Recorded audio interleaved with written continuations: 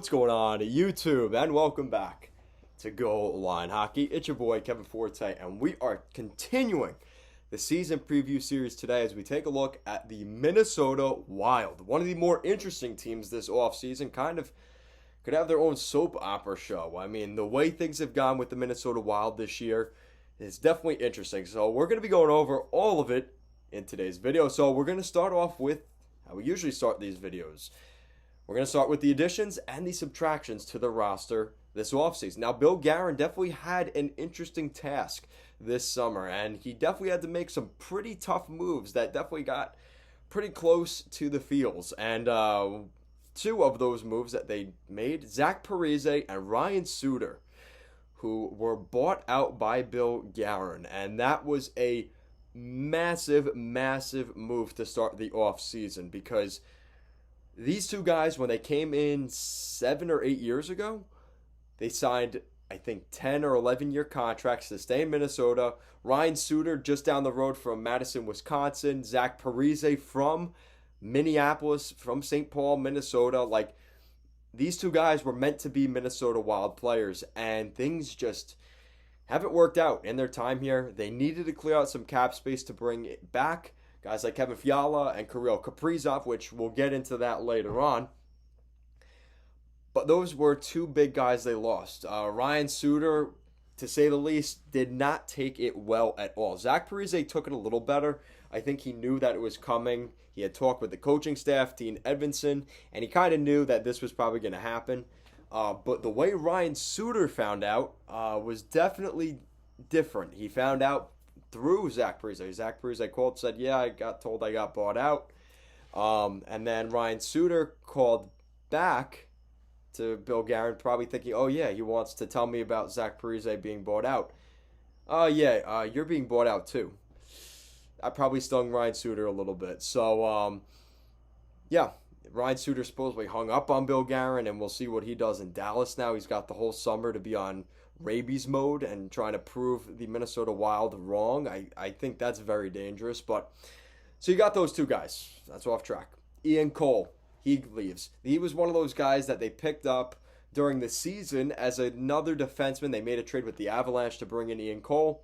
Things didn't work out. He ends up leaving the Minnesota Wild not too long after. Now, the Minnesota Wild also lost a player in expansion draft. Yes, just like the 30 other NHL teams not named Vegas. So the Minnesota Wild, of course, I can't remember where this is. The Minnesota Wild lost Carson Soucy. He was actually a pretty good defenseman on the blue line last year. So that's kind of a big loss for the Wild. It's not the end of the world, but again, it is a loss to a team that was already having some depth issues behind Brodin, Dumba, and Spurgeon. Those three. Those are the big three in Minnesota, and everything after that gets a little bit touchy. So now you look at some of the additions. They add Freddy Goudreau via free agency. He's supposed to play alongside Kevin Fiala, according to Dean Edvinson. Yikes. You got Alex Goligoski and John Merrill on the back end from free agency. I think those are some great moves. Again, just some depth signings. And this is a team that is trying to win right now.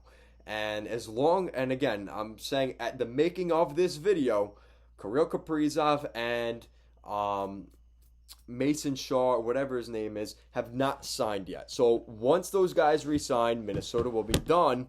But as of right now, they have not re-signed. They have over $13 million in cap space, but they need to re-sign Kaprizov.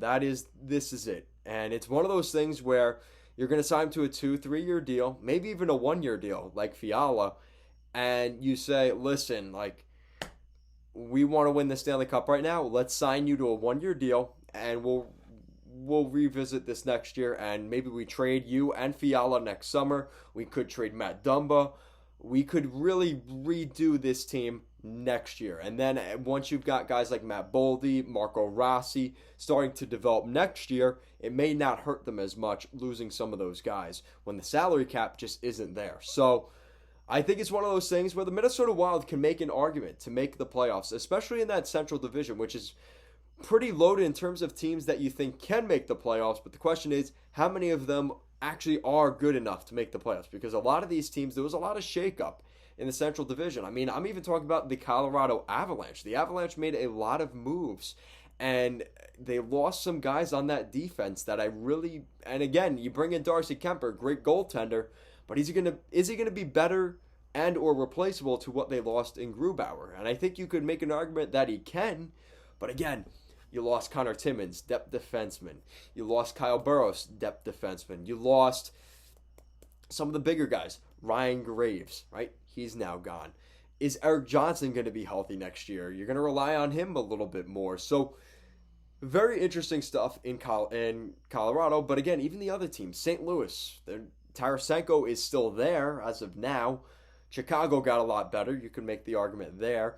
Where's Nashville? Is Nashville a rebuilder? So Minnesota, there's a wide opening here for them to get this opportunity. And you look at their top point producers, 91 points between the two of them. Kirill Kaprizov and Kevin Fiala. And everything other than that, I mean, Zuccarello put together a decent season. Greenway, Joel Eriksson Ek, who got his big money contract this year. Marcus Foligno, Nick Bonino, no longer there. Jared Spurgeon, the captain, Victor Rask. You can only expect so much from Victor Rask. We know how bad that trade has turned out. Rask for Niederreiter. And you got Jonas Brodin, Ryan Hartman. So you're starting to see some of the depth there. So the Minnesota Wild have a really big opportunity to do something this year. And look at their lineup, you could make that argument. I mean, you got Jordan Greenway, Joel Eriksson Ek, and Marcus Foligno. There is no way that's your top line. I don't buy it for a second. Kirill Kaprizov on the second line with Victor Rask and Matt Zuccarello. If that was maybe this is why Kaprizov doesn't want to sign, because he looks at Daily Faceoff and thinks, I don't want to play with Matt Zuccarello and Victor Rask. And not on the second line, no. So anyway, then they have Kevin Fiala on the third line. Yeah, I don't really agree with this too much. Ryan Hartman and Matthew Boldy. Fourth line, Nico Sturm, Freddy Goudreau, and Nick Bukestad.